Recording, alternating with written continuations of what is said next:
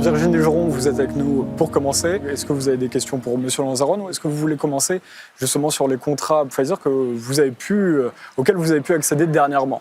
Alors déjà, je vous remercie d'être là et de proposer ce sujet. Comme la dernière fois, nous avions évoqué ces contrats Pfizer, mais à l'époque, je n'avais pas la version officielle, en tout cas non grisée. Donc lors d'une émission il y a 3 mois. Voilà, donc depuis cette intervention, j'ai eu beaucoup de messages de soutien et certains m'ont envoyé la version non grisée. Donc j'ai pu avoir accès à ces clauses, ce qui me paraissait à la base normal. Donc la première question, je suis donc avec Maître Diane Prota. J'espère que je ne vais pas être poursuivie parce que je vais pouvoir parler de ces clauses et que malheureusement aujourd'hui, personne n'a accès officiellement à ces contrats. Je rappelle qu'aujourd'hui, ces contrats sont toujours grisés, que des députés européens, et j'en fais partie, on a déposé à la Commission une demande officielle, donc une question orale qui sera débattue au Parlement, où on veut la transmission, on veut que ce contrat soit public. Donc ça, c'est le premier point. Effectivement, manque de transparence, opacité, et comme l'a dit Maître Lanzaron, évidemment, on se retrouve avec des clauses qui sont, que je l'estime, illicites, puisqu'effectivement, l'irresponsabilité de Pfizer est transmise aux États membres, et ça suppose effectivement beaucoup de problématiques plus tard en termes d'indemnisation. Et je reviens juste sur des chiffres, parce que c'est important un petit peu, Pfizer, rappeler un petit peu ce que ça coûte. Aux contribuables aussi, parce que rien n'est gratuit. Donc il y a eu 2,4 milliards de doses achetées par la Commission pour un montant, puisque maintenant j'ai eu accès au prix, moyenne entre 15,50 € et 17,50 € la dose. Donc 2,4 milliards de doses, ça fait à peu près 37 milliards d'euros.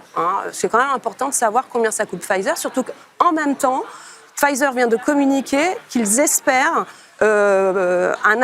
faire 57 milliards de chiffre d'affaires pour l'année qui va venir.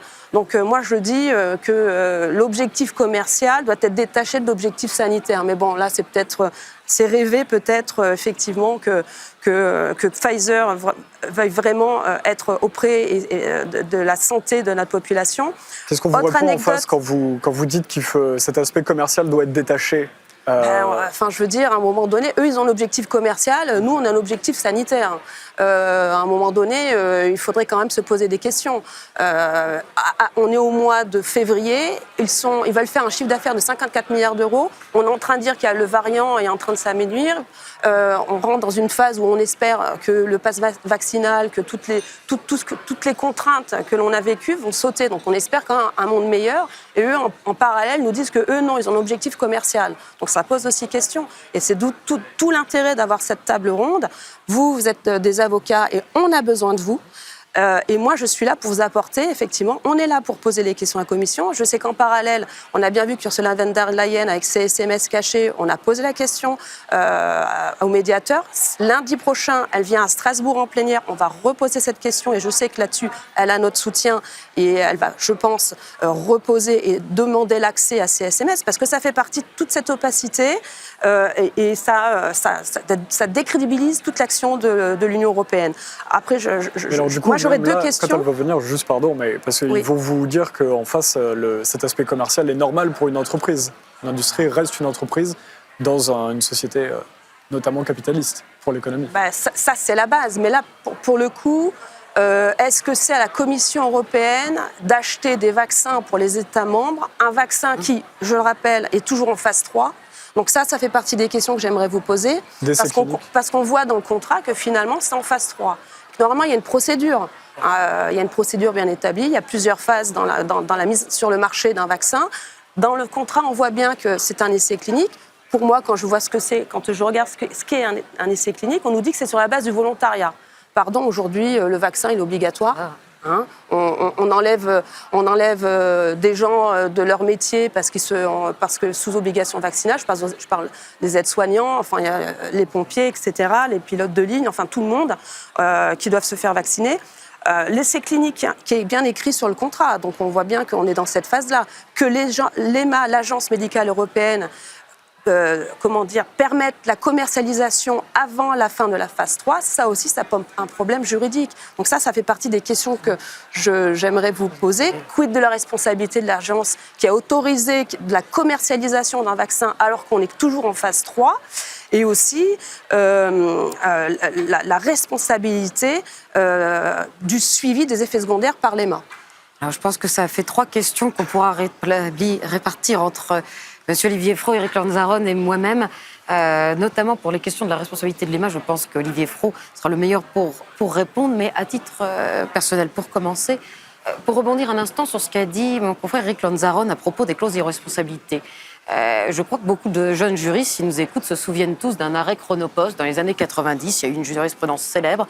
Chronopost avait décidé dans ses contrats que si vous ne livrez pas à l'heure, c'était pas grave et que vous ne pouviez pas réclamer quoi que ce soit. Ça a été jusqu'à la Cour de cassation, la Cour de cassation a dit qu'un contractant ne pouvait pas se dédouaner de sa principale obligation, sinon le contrat était nul. Et donc Chronopost doit vous livrer à l'heure. Si Chronopost ne vous livre pas, et s'il prévoit dans son contrat qu'il est irresponsable de ne pas vous livrer à l'heure, alors la clause de responsabilité est nulle et le contrat avec. Donc c'est une idée, c'est quelque chose que tout le monde, personne n'ignore. Enfin, en droit, quand on signe un contrat, on est responsable contractuellement de ses fautes. Ne plus l'être, c'est quelque chose qui est révolutionnaire, j'allais dire. Deuxième point, avant qu'Éric puisse répondre plus avant que moi sur ce point, mais sur la question des contrats grisés. En tout état de cause, que les sociétés veuillent faire du profit, je l'entends. Qu'elles protègent leurs secrets industriels, je l'entends aussi, notamment le droit des brevets. Mais là, on parle de quelque chose qu'on n'a jamais vu dans l'histoire de l'humanité, ni d'ailleurs dans l'histoire contractuelle. On parle de vacciner la terre entière. Et on parle aussi de l'Union européenne qui achète, mais dans des accords cadres et sur plusieurs années, des millions et des millions de vaccins et qui nous forcent, Madame Geron, à les prendre sous peine, j'ose dire, d'excommunication. C'est à peu près ça. Parce qu'au finalement, si vous ne les prenez pas, d'après notre président français, nous sommes irresponsables si on ne se vaccine pas. Mais par contre, Pfizer, lui, si ça me crée des effets secondaires, c'est lui qui était responsable. Alors, entre les deux, qui était irresponsable ici, le citoyen ou Pfizer? A priori, le vrai problème, c'est que c'est Pfizer qui l'est. Mais on ne voit pas, dans la mesure où on nous force à prendre, en tout cas, on a forcé une bonne partie de la population à le faire, on ne voit pas comment on peut opposer un secret. À ce moment-là, aux gens, si vous prenez de votre plein gré un médicament, libre à vous de vous renseigner. C'est votre problème, j'allais dire. On est de toute façon censé vous donner des informations transparentes. Ce n'est pas parce que vous avez accepté de vous vacciner il y a quelques semaines ou il y a quelques mois que vous ne deviez pas bénéficier d'une information transparente. Mais par contre, on prend une marche supérieure à partir du moment où on force les gens. Et dans ce cadre-là, je ne vois pas comment on peut leur opposer un quelconque secret, notamment lié à ces contrats. Mais là encore, c'est une des difficultés de l'action que Éric mène sur ces contrats. Est-ce que vous aviez un autre point abordé ? Moi, je voulais terminer, effectivement, parce qu'après, je sais que je dois laisser ma place à d'autres députés. Effectivement, toute cette problématique met en exergue, et on le voit maintenant, on a un peu plus de recul sur le problème des effets secondaires. Donc, vous avez ce cas avec ce petit garçon, et puis il y en a plein d'autres, en fait. Il y en a beaucoup, trop, moi je trouve trop. À un moment donné, on se pose la question du principe de précaution, qui n'existe plus aujourd'hui. Et moi, j'avais déposé au mois de septembre ma première résolution demandant un fonds d'indemnisation. Parce qu'à un moment donné, qui va payer, même si la santé n'a pas de prix, mais à un moment donné, ce sont des questions qu'il faut mettre sur la table. On voit bien qu'en France, l'ONIAM, il faut attendre des années pour obtenir quelque argent, mais au final, on fait ça pour stopper les laboratoires, pour qu'ils prennent conscience que c'est grave, qu'ils prennent conscience que ça coûte cher, pour un peu plus ses responsabilités. Donc ça a une importance, l'indemnisation. D'où le fait d'avoir déposé à l'époque cette proposition de résolution qui a été balayée d'un revers de la main par tout le monde. Et j'ai la lettre de celui qui n'a pas voulu prendre en compte cette demande. Donc c'est un fonds d'indemnisation qui serait obtenu, puisqu'on en a beaucoup pour des pays qui sont tiers à l'Union européenne. Donc j'estime que quand même, Européens, nous puissions avoir aussi des fonds, puisque nous sommes aussi contribuables, mais aussi pour pouvoir récupérer des fonds pour eux. Et donc, Monsieur Pascal Canfin, que tout le monde connaît en France, macroniste, a refusé, n'a même pas regardé, ou débattre de la question, a pris la résolution et l'a jetée. Donc ça, c'était au mois de septembre. Donc, nous avons des nouveaux chiffres qui, malheureusement, augmentent. Plus d'1 million de cas répertoriés, d'effets indésirables. Alors, j'ai encore des nouveaux chiffres. 522 000 pour le vaccin de Pfizer, 124 000 pour le vaccin Moderna, 35 000 pour le vaccin Janssen, 231 000 pour le vaccin AstraZeneca. Alors, il a un peu baissé, mais parce que celui-ci, il n'est plus diffusé, on l'envoie en Afrique. Donc, on a toujours ces cas qui augmentent. Donc, l'idée, c'est de redéposer avec d'autres députés pour remettre le sujet sur la table tant qu'il n'y a pas une prise de conscience sur tous ces effets indésirables, qu'aujourd'hui, il y a des victimes et qu'aujourd'hui, nous avons ces témoignages très importants sur des cas concrets et pour qu'il y ait une vraie prise de conscience et surtout que quelqu'un paye.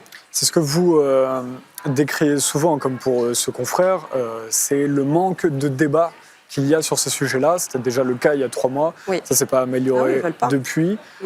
Comment sont considérées au Parlement aujourd'hui les discussions autour même du pass vaccinal? C'est devenu un dogme sur lequel on ne peut plus discuter. C'est comme une religion. C'est-à-dire que le vaccin, c'est bien, c'est merveilleux. On n'a plus le droit de se poser de questions, on n'a plus le droit de critiquer, et on n'a même pas le droit d'avoir un avis un peu négatif. Donc c'est vrai que c'est compliqué de s'organiser. Mais il y a, on est quelques députés sur la même longueur d'onde, on est très actifs. Et moi, le but, c'est de partager, d'ouvrir les portes à des tiers du Parlement, parce que, comme vous l'avez dit, tout se décide ici. Tout s'est décidé ici et tout va se décider demain encore, parce qu'on le voit. Alors qu'en théorie, la santé n'est pas une compétence européenne. Tout à fait. Elle est devenue par effraction durant cette crise. Et ils en veulent plus. Quand je vois les dossiers, ils veulent donner plus de pouvoir à l'Agence médicale européenne. Ils veulent prendre cette compétence des États membres. Donc c'est en plein développement et c'est effrayant parce que ça c'est le meilleur exemple. Et comme je l'ai dit, donc c'est tout se décide ici, donc que ça soit le vaccin, mais aussi le pass vaccinal. Puis je vais arrêter, je vais laisser la place à mes collègues. Quand vous dites ici, c'est plus à la Commission qu'au Parlement. Exactement. Nous, on est ici à Bruxelles, presque des marionnettes parce qu'effectivement, la plupart des députés européens sur ce sujet, ils ont peur. Et du coup, la plupart des dossiers arrivent à passer. Là, on va avoir en vote, il faudra suivre, je vous invite à suivre, on va de nouveau revoter l'extension de la durée du pass vaccinal au niveau européen. Donc, on l'a mis en place l'année dernière en 2021. Il devrait s'éteindre le 30 janvier 2022. Mais là, il y a une semaine, Didier Reynders, la Commission a communiqué sur le fait qu'il voulait étendre jusqu'en 2023. Donc, ce qui veut dire que le pass vaccinal et le vaccin obligatoire, pour l'instant, n'est pas prêt de se terminer. Mais avant que Mme Joron laisse sa place, j'aurais souhaité quand même... Il y a un point, parce que je pense que justement, ce qui est important dans ce que nous faisons, c'est de joindre les actions des avocats et des parlementaires, parce que la question de savoir comment a été négociée la clause d'irresponsabilité de Pfizer. On entend, nous, dans les médias, qu'il y a eu un certain nombre d'échanges de SMS entre la présidente de la Commission et le PDG de Pfizer. J'entends que vous demandez aussi accès à tous ces éléments. Et dans le cadre de l'action de Maître Lanzaron, on a besoin, je pense qu'il partage mon opinion sur ce point, d'avoir accès à tout ce qui a permis la négociation de ce marché. Et en réalité, en droit, mais là, je m'adresse aux spécialistes des marchés publics, des échanges d'SMS trop nombreux font partie, à mon sens, quand même, des négociations auxquelles les gens doivent avoir accès par transparence. Virginie Joron, merci d'avoir pris le temps de venir. On va recevoir Ivan Vilibor-Sinčić, parlementaire européen, croate, 31 ans. Il est non inscrit.